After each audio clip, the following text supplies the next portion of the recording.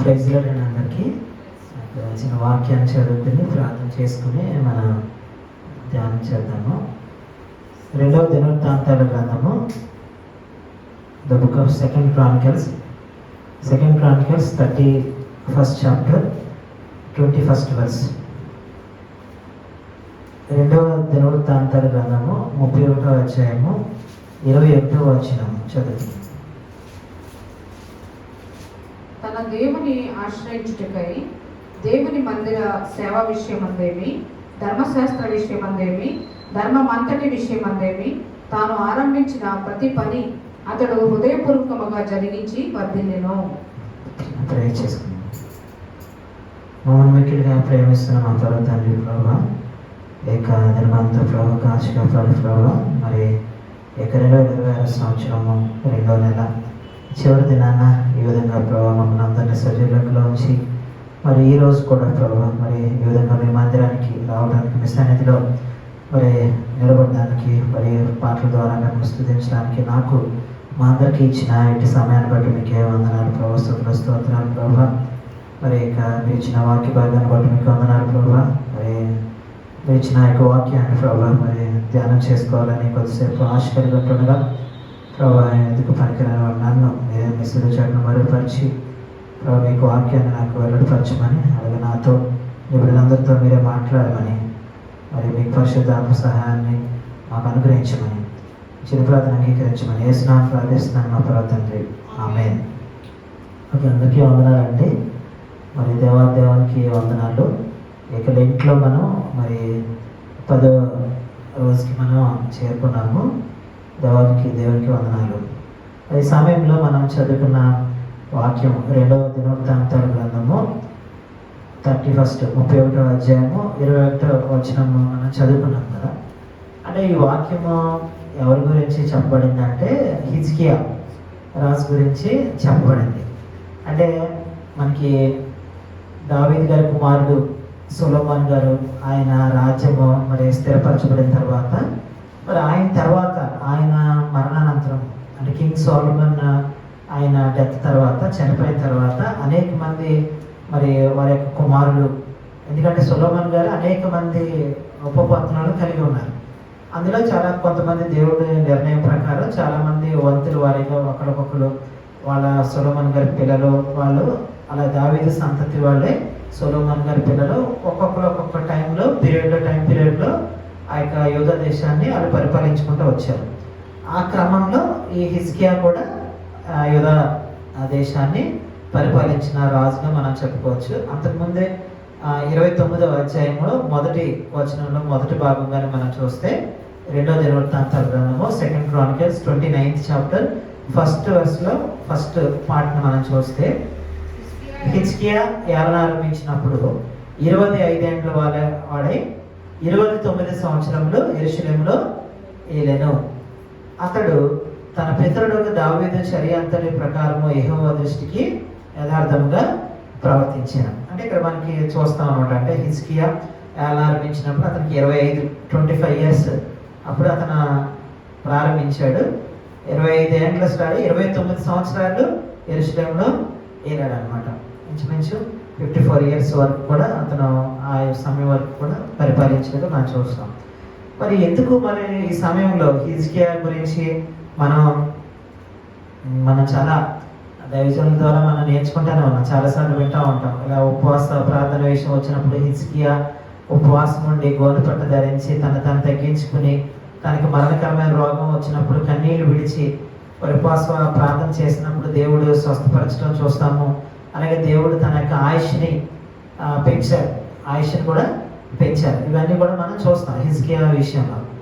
ఇక్కడ ఆ హిజ్కియా గురించిన కొన్ని ఒక 3 లక్షణాలు మనం చూద్దాము. అది మన ఆత్మీయ జీవితానికి మనం ఏ విధంగా మనకి ఉపయోగపడతాయన్నది మనం చూసినప్పుడు, ఇక్కడ మనం 31వ అధ్యాయము మొదటి నుంచి మనం చూసినప్పుడు, ఇక్కడ హిజ్కియా తను రాజుగా ఉన్నాడు.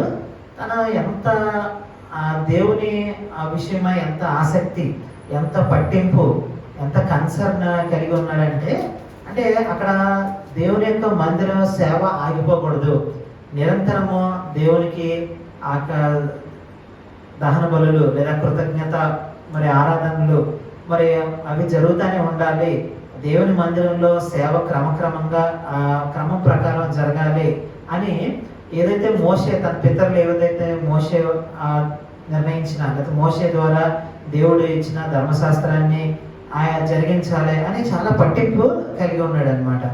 మరి ఆ విధంగా తను చాలా అంటే దేవుని యొక్క ధర్మశాస్త్రాన్ని జరిగించబడాలి అని దేవుని మందిర విషయంలోనూ ఆ ధర్మంగా ప్రవర్తించిన విషయంలోనూ అతను చాలా మనకు మాదిరిగా ఉన్నాడు అనమాట. అందుకని అతను వర్ధిల్లాడు, తను చేయబోయే ప్రతి పనిలో కూడా తను వర్ధిల్లాడు అనేది మనం చూస్తున్నాం. ఇప్పుడు మనం చదువుకున్న వాక్య భాగంలో కూడా వచనంలో 21వ వచనం 31వ అధ్యాయము 2వ దినవృత్తాంతం గ్రంథం 31వ అధ్యాయం 21వ వచనం చూసినప్పుడు తన దేవుని ఆశ్రయించడికై దేవుని మందిర సేవ విషయమందేమి, ధర్మశాస్త్ర విషయమందేమి, ధర్మం అంతటి విషయమందేమి తాను ఆరంభించిన ప్రతి పని అతడు హృదయపూర్వకంగా జరిగించి వర్ధిల్లాడు. అంటే ఇక్కడ 3 విషయాలు మనం చూద్దాం. ఫస్ట్ ఏంటంటే దేవుని మందిరానికి సేవ చేసే విషయంలో, దేవుని మందిర సేవ విషయంలో అంటే దేవుని మందిరంలో అక్కడ సేవ ఏంటంటే రకరకాలుగా ఉన్నది. అంటే లేవీయులు ఉన్నారు, యాజకులు ఉన్నారు, ఆయన వాళ్ళందరినీ కూడా ఏర్పాటు చేశాడు అనమాట. అంటే ఇక్కడ 31వ అధ్యాయము 2వ వచనం మనం చూద్దాం ఒకసారి. అంతటా హిజ్కియా ఎవరి సేవా ధర్మము వారు జరుపుకున్నట్లుగా యాజకులను వరుసల ప్రకారంగాను లేవీయులను వారి వారి వరుసల ప్రకారముగాను నియమించెను. దహన బలులను సమాధాన బలులను అర్పించుటకును, సేవను జరిగించుటకును, కృతజ్ఞతాస్తుతులు చెల్లించుటకును, యెహోవా పాలెపు ద్వారముల యొద్ద స్తుతులు చేయుటకును యాజకులను లేవీయులను నియమించెను. చూసినప్పుడు మనం అంటే దేవుని మందిరంలో సేవ క్రమంగా మరి జరగాలి అని ఎవరు చేయాల్సిన పనిని వారిని నియమించడం. సో లేవీయులను, యాజకులను మరి దహన బలు అర్పించడానికి, సమాధాన బలు అర్పించడానికి, సేవ జరిగించడానికి, కృతజ్ఞతాస్తుతులు చెల్లించడానికి, యెహోవా పాలెపు ద్వారముల యొద్ద స్తుతులు చేయుటకును యాజకులను లేవీయులను ఆయన నియమించాడు అనమాట. అంటే ఇక్కడ మనం చూడాల్సిన విషయం ఏంటంటే, మనం అర్థం చేసుకోవాల్సిన విషయం ఏంటంటే, అంటే దేవుని మందిరము యొక్క సేవ ఆగిపోకూడదు, అది క్రమంగా జరగాలి అని చెప్పేసి ఒక రాజుగా ఉండి తన వాళ్ళందరినీ కూడా ఏర్పాటు చేశాడు అనమాట. సో మరి ఇక్కడ మనం ఏ విధంగా మనం అప్లై చేసుకోవాలంటే, ఇప్పుడు మనం అందరం కూడా అప్పుడు వాళ్ళందరూ కూడా పాత నిబంధన ఇజ్రాయేలీలు ప్రజలు, మరి మనం అందరం కూడా కొత్త నిబంధన ప్రజలుగా మరి మనం దేవుని మందిర సేవ విషయంలో మనం ఏ విధంగా మనం ఉన్నాము అంటే what we can do for the church of God. అంటే దేవుని మందిరానికి నేను ఏ విధంగా నేను సహాయపడగలను, నేను ఏ విధంగా మరి నేను దేవుని మందిరానికి నేను ఉపయోగపడగలను అనేది మనం ఒకసారి మనం పరిశీలన చేసుకుని వాట్ వీ కెన్ డూ అంటే మనం ఏదేం చేయగలమో అది మనం దేవుని మందిర విషయంలో మనం చేసేవారంగా మనం ఉండాలన్నమాట. అంటే సెకండ్ విషయం వచ్చేటప్పటికి వచనంలో చదువుకున్నప్పుడు ధర్మశాస్త్ర విషయం అంతట్లో అంటే ఇక్కడ ధర్మశాస్త్రం అంటే మనకి ప్రజెంట్ మనకి దేవుని యొక్క వాక్యం. ఆనాడు మీ వాక్యము లేదు కాబట్టి అప్పుడు ధర్మశాస్త్రాన్ని దేవుడు అనుగ్రహించారు. ఇప్పుడు మనం అందరం కూడా నూతన నిబంధన, we are all New Testament Israelites, మనందరం కూడా నూతన నిబంధన ఇశ్రాయేలీయులు కాబట్టి మనకి దేవుని వాక్యము అనుగ్రహించారు. అక్కడ మనం చదువుకున్న వాక్యంలో 31వ అధ్యాయం 21వ వచనం చూస్తే ధర్మశాస్త్ర విషయం అంది. సెకండ్ ఏంటంటే ధర్మశాస్త్ర విషయంలో అంటే వాక్యము విషయంలో. ఇక్కడ వాక్యం 31వ అధ్యాయం 3వ వచనం చదువుకున్నాం. 3వ వచనం, మరియు యెహోవా ధర్మశాస్త్రమునందు వ్రాయబడి ఉన్న విధిని బట్టి జరుగు ఉదయాస్తమయముల దహన బలులను విశ్రాంతి దినములకు అమావాస్యలకు నియామక కాలములకు ఏర్పడిన దహన బలులను అర్పించడానికై తనకు కలిగిన ఆస్తుల నుండి రాజు ఒక భాగమును ఏర్పాటు చేశాను. అంటే దేవుని ధర్మశాస్త్ర విషయంలో అంటే ఇక్కడ దేవుని యొక్క వాక్య విషయంలో అంటే వాక్యం ఏం చెప్తుంది అన్నది ఆయన పాటిస్తున్నారనమాట. మరియు యెహోవా ధర్మశాస్త్రంలో వ్రాయబడి ఉన్న విధిని బట్టి ఉదయ సాయంత్రంలో దహన బలులను విశ్రాంతి దినములకు, అమావాస్యలకు, నియామక కాలములకు ఏర్పడిన దహన బలులను అర్పించటకై తనకు కలిగిన ఆస్తిలో నుండి రాజు ఒక భాగమును ఏర్పాటు చేసింది. అంటే ఇక్కడ మనం అందరం కూడా చూడాల్సింది ఏంటంటే, దేవుడు మనకి యాక్చువల్గా మనకి కలిగి ఉన్నదంతా కూడా దేవుడు మనకి ఇచ్చిందే. అందులో మనకి దశభాగం అన్నదాన్ని మనం దేవునికి ఇస్తున్నాం. కానీ ఎక్కువ మంది దైవజనులు మనకి చెప్తున్నది ఏంటంటే, ఇంకా దశభాగం కన్నా ఇంకెక్కువ, మోర్ దాన్, అంటే దశభాగం అనే మనం ఫిక్స్ అయిపోకూడదు. అంటే ఇక్కడ రాజు చూస్తే, రాజు తనకు కలిగిన ఆస్తుల నుండి రాజు ఒక భాగమును ఏర్పాటు చేశాను. అంటే మనం ఎలాగా దేవుని యొక్క మందిరానికి వాక్యం ఏం చెప్తుందంటే, వారు అపొస్తలుల కార్యంలో కూడా మనం చూస్తాం, వారు తమకు కలిగిన ఇదని బట్టి వాళ్ళ స్వేచ్ఛగా, వాలంటరీగా వాళ్ళు ఇవ్వగలిగింది వాళ్ళు ఇచ్చారనమాట. అంటే we should not confine ourselves into the tithe only. అంటే నేను తైత్ ఇచ్చాను కదా, ఇంకా నా పని అయిపోయింది, ఇంక నేను ఇంకా దేనికి కూడా ఖర్చు పెట్టకూడదు అనే మైండ్ సెట్లోంచి మనం బయటకు వచ్చేయాలి. అంటే మనం అందరం కూడా నూతన నిబంధన ఇజ్రాయేలీలుగా, అంటే మనం we can give more than the tithe. అంటే రకరకాలుగా, అంటే దేవుడు మనకి ఎలా అయితే ప్రేరేపణ ఇస్తారో ఆ విధంగా మనం, అంటే దేవునికి వాక్య ప్రకారం మనకి దేవుడి వాక్యంలో మనకి ఇవ్వాల్సినది, అంటే దేవునికి ఇవ్వాల్సినవి దేవునికి ఇవ్వండి, కైసరికి కైసరికి ఇవ్వండి అని యేసుప్రభువు చెప్పారు. అంటే దేవునికి ఇవ్వాల్సింది దేవునికి ఇస్తాము, ఇంకా ఎక్స్ట్రా ఇంకా ఏమన్నా మనం ఇవ్వగలిగిన అవకాశం ఉంటే ఇవ్వాలి. ఇక్కడ రాజు కూడా తన ఆస్తిలో నుంచి ఒక భాగాన్ని ఏర్పాటు చేశారు. అంటే ఇక్కడ మనం, అంటే తన పైన ఉన్న దాన్ని బట్టి ఏంటంటే అక్కడ మందిర క్రమంగా జరగాలి, మంచిగా జరగాలి అనే ఉద్దేశం అనమాట. అంటే అక్కడ సదుద్దేశం, దేవుని మందిరం అక్కడ కార్యాలు ఆగిపోకూడదు అనే ఉద్దేశంతో తను ఇచ్చారనమాట.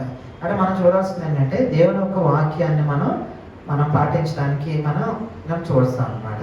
సో ధర్మశాస్త్రం విషయంలో ఆయన చాలా నెరవేర్చారనమాట.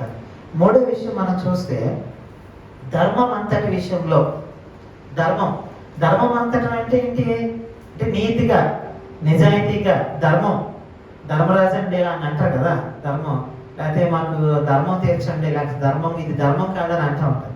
అంటే ధర్మం, మూడో వచనం మనం చూస్తే, మూడో వచనం మనం చదువుకున్నది ధర్మం అంతటి విషయం అందేమి అన్న. ధర్మం అంతటి విషయంలో ఇక్కడ మనం ఇదే 31వ వచనం, 2వ వచనంలో మొదటి భాగం మనం చూస్తే, అంతటి హిజ్కియా ఎవరి సేవా ధర్మము వారు జరుపుకున్నట్లుగా యాజకులను వరుసల ప్రకారంగాను, లేవీయులను వారి వారి వరుసల ప్రకారంగా నియమించాను.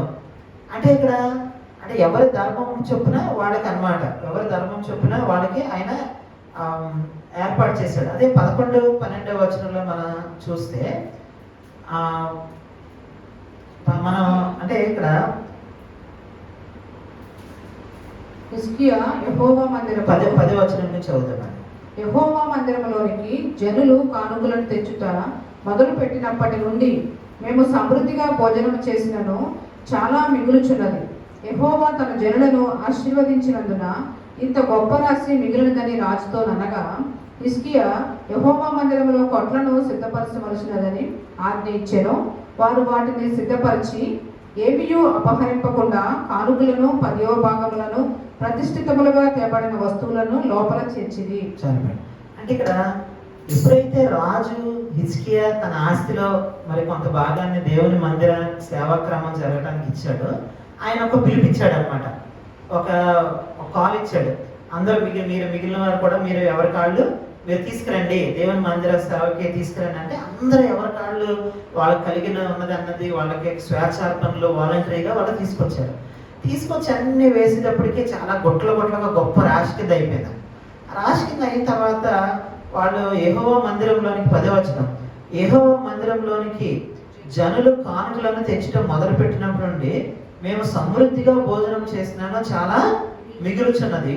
యెహోవా తన జనులను ఆశీర్వదించినందున ఇంత గొప్ప రాశి మిగిలినదని రాజుతో అనగా, అంటే వాటన్నిటి మీద ఎవరి కాళ్ళు ఈ వాలంటరీగా తీసుకొస్తున్న వాటి మీద అధికారిగా ఒక అతన్ని నియమించాడు హిజ్కియా. అతను రిపోర్ట్ ఇస్తున్నాడు. నిజంగా ఆశ్చర్యపోతున్నాం రాజా, వాళ్ళ జనులందరూ వాళ్ళు దేవుని మందిరం కోసం తీసుకొస్తున్నారు, యెహోవా సేవ జరుగుతుంది. ఇక్కడ ఎవరైతే కార్యక్రమాల సేవ, లేవీయులు, యాజకులు వీళ్ళందరూ ఎవరైతే ఉన్నారో వీళ్ళందరూ తిని సమృద్ధిగా తింటున్నారు, కానీ ఏమీ తరగట్లేదంట. అంటే యెహోవా ఒక్కసారి ఆశీర్వదించితే అది ఎన్నటన్నటికి అది అలా తరిగిపోకుండా అలా ఉంటుందన్నమాట. అంటే మనం దేవుని యొక్క ఆశీర్వాదం ఉండాలి, కానీ ఒకసారి దేవుడు కానీ ఆశీర్వదిస్తే ఇక అందులో మనకి కరువు అనేది ఉండదన్నమాట. ఎప్పుడు సమృద్ధి అనేది ఉంటుంది. ఇక్కడ సమృద్ధి అనేది చూస్తాం. అప్పుడు ఆయన ఏం చేశాడంటే ఆ రాశిలో అది అన్నంతటినీ కూడా ఏం చేశాడు, దాన్ని ఆయన కొట్లలో ఒక గోడౌన్స్ కింద మీరు కట్టండి, గోడౌన్స్ కింద కట్టి వాటిని మీరు హిజ్కియా చెప్తాడు. హిజ్కియా యెహోవా మందిరంలో కొట్లను సిద్ధపరచవచ్చుందని ఆజ్ఞ ఇచ్చాను. వారు వాటిని సిద్ధపరిచి ఏమియో అపహరింపకుండా కానుకలను 10వ భాగములను ప్రతిష్ఠితములుగా తేబడిన వస్తువులను లోపల చేర్చింది. అంటే ఇక్కడ మనం చూడాల్సింది ఏంటంటే ధర్మం అంటే దేవునికి చెందాల్సినది అతను ఖచ్చితంగా జరిగించాడు అనమాట. ధర్మం అంతట్లో అంటే ధర్మంగా అంటే దేవుని 10వ భాగం అనేది 10వ వంతు అనేది దేవునిది. అది కాకుండా ఇంకా ఎక్స్ట్రా వేరే కానుకలు, ప్రతిష్ఠితార్పణలు, స్వేచ్ఛార్పణలు, కృతజ్ఞతార్పణలు ఇవన్నీ కూడా ఇచ్చారనమాట. అవన్నిటినీ కూడా ఆయన కొట్లగా అవి రెడీ చేయించి గోడౌన్స్ అవి రెడీ చేసి అవి అలా ఉంచాడనమాట. అంటే ఇక్కడ అంటే మనం అర్థం చేసుకోవాల్సింది ఏంటంటే ఆయన ధర్మం అంతటి విషయంలో కూడా అంటే ధర్మం అంతటి విషయంలో అంటే దేవునికి చెందాల్సింది దేవునికి ఇచ్చాడనమాట. అది దేవునికి చెందాలి అన్నట్టుగా. సో అంటే దేవునికి సంబంధించింది అలా చేశాడనమాట. అందుకనే ఈ విధంగా హిజ్కియా ఈ విధమైన లక్షణాలను మరి కనపరచడం ద్వారా అతను ఏ పని పూనుకున్నా అంటే అది అతను హృదయపూర్వకంగా తను ఆరంభించిన ప్రతి పని అతను హృదయపూర్వకంగా జరిగించి వర్ధిల్లాడంట. అంటే ఒకటి మనం చూస్తే దేవుని మందిరం విషయంలో, మందిర సేవ విషయంలో, రెండవది ధర్మశాస్త్రం అంతటి విషయంలో, మూడవది ధర్మం అంతటి విషయంలో తాను ఆరంభించిన ప్రతి పని అతను హృదయపూర్వకంగా జరిగించి మరి వర్ధిల్లాడు అనమాట. మరి ఇదే వచనాన్ని మనం తర్వాత వచనాల్లో కూడా మనం చూడొచ్చు. అక్కడ 32వ అధ్యాయము 30వ వచనం చదువుకుందాం. 2వ భాగంలో ఉంది. హిజ్కియా తాను పూనుకొనిన సర్వ ప్రయత్నముల యందును వృద్ధి పొందెను. హిజ్కియా తాను పూనుకొనిన సర్వ ప్రయత్నములందును వృద్ధి పొందెను. అంటే ఇక్కడ హిజ్కియా మరి ఎందుకు వృద్ధి పొందాడు? తాను పూనుకొనిన సర్వ ప్రయత్నములందును వృద్ధి పొందాడంట. అంటే తను ఏ ప్రయత్నం చేశాడో సర్వ ప్రయత్నములందును వృద్ధి పొందెను. హిజ్కియా తాను పూనుకొనిన సర్వ ప్రయత్నములందును వృద్ధి పొందెను. ఎందుకు వృద్ధి పొందాడంటే మరి ఇక్కడ మన వాక్యంలో మనం చదువుకున్నట్టే అతను దేవుని మందిర సేవ విషయంలో తన ఆసక్తి కనపరిచాడు. అలాగే ధర్మశాస్త్ర విషయంలో దేవుని యొక్క ధర్మశాస్త్రాన్ని జరిగించే విషయంలో తను ఆసక్తి కనిపించాడు. అలాగే ధర్మం అంతటి విషయంలో కూడా తన నిజాయితీగా దేవుని యొక్క ధర్మాన్ని, ఆ ధర్మశాస్త్రాన్ని జరిగించాడు అనమాట. అందుకని తను వర్ధిల్లాడు. మనం కూడా మరి హిజ్కియా వలె మనం కూడా వర్ధిల్లాలంటే దేవుని వాక్యం ఏం చెప్పి మనకి అందరికీ తెలిసిందే. కీర్తన గ్రంథము 1వ అధ్యాయము 2-3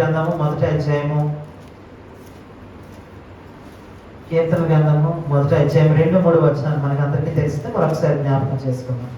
యెహోవా ధర్మశాస్త్రమునందు ఆనందించుచు దివారాత్రము దానిని ధ్యానించువాడు ధన్యుడు. అతడు నీటి కాలువల ఎవరనో నాటబడినదై ఆకువడక తన కాలమందు ఫలమిచ్చు చెట్టు వలె నుండును. అతడు చేయనదంతయు సఫలమగును. అంటే ఇక్కడ మరి హిజ్కియా తాను చేసిన ప్రతి సర్వ ప్రయత్నమునందున మరి వృద్ధి పొందాడు, సఫలం చెందాడు, జయం పొందాడు అని మనం చదువుకున్నాం. అలాగే అతను ధర్మశాస్త్రం అంతటి విషయంలో కూడా అతను నెరవేర్చిన విషయం. అంటే మరి అతను ధర్మశాస్త్రాన్ని మరి ధ్యానించకపోతే మరి ఆ ధర్మశాస్త్రాల విషయాలు అతనికి తెలియవు. అందుకని ఇక్కడ అతను ధర్మశాస్త్రాన్ని తన ధ్యానించాడు. దివారాత్రము ధ్యానించి మరి తను ఆ విధంగా ధ్యానించడం వల్ల అతడు చేయనిదంతయు సఫలమగును. ఆ విధంగా అతను చేసిన సర్వ ప్రయత్నాల్లో కూడా ఆయన వృద్ధి పొందాడు. ఇంకో వచనం చదువుకొని ముగించుకుందాం. అలాగే ద్వితీయోపదేశకాండము 15వ అధ్యాయము 15వ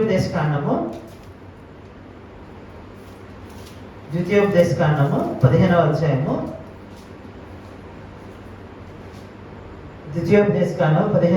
10వ వచనం.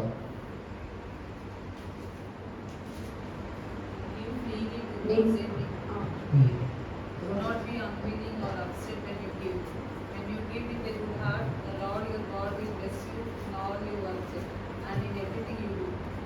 నీవు నిశ్చయముగా వానికి ఇయ్యవలెను. వానికి ఇచ్చినందుకు మనస్సులో విచారపడకూడదు.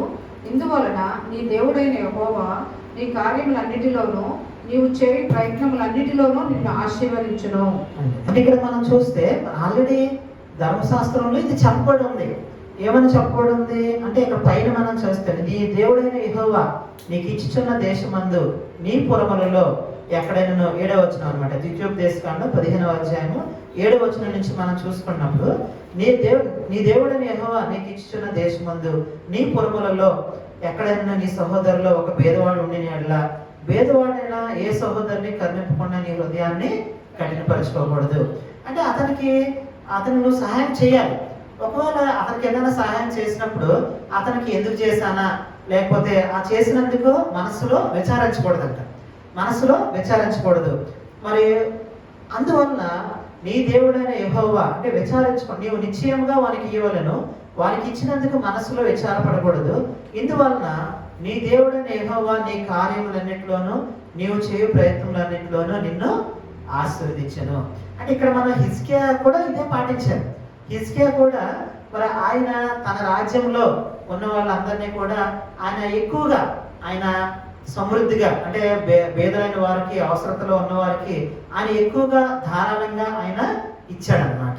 ఎక్కువగా మరి ఆయన తన దేశంలో ఉన్న మరి పేదలైన ప్రజలను కూడా ఆయన ధారాళంగా ఇవ్వటం ద్వారా వారిని కనిపెట్టుకోవడం ద్వారా మరి ఆ దేశం అంతా కూడా చాలా సుభిక్షంగా ప్రజలందరూ నెమ్మది కలిగి శాంతి కలిగి ఉన్నారట. అంటే ఆ వారికి భేదలను జ్ఞాపకం చేసుకోవడం వల్ల అంటే ఇక్కడ మనం అర్థం చేసుకోవాల్సింది ఏంటంటే మనం ఏదైనా ఇచ్చినప్పుడు అది హృదయపూర్వకంగా వాలంటరీగా మనపూర్వకంగా మనం ఇవ్వాలన్నమాట.